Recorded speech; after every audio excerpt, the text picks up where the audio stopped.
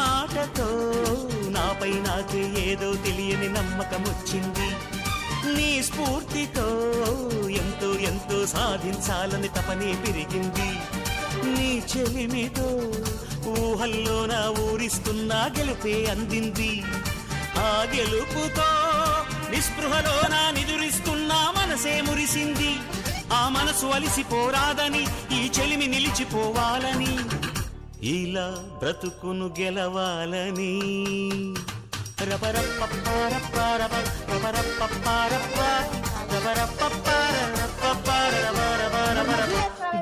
గామ హంగామ మనమే హాయ చిరునామా పాత బాధ గదిని ఖాళీ చేద్దామా.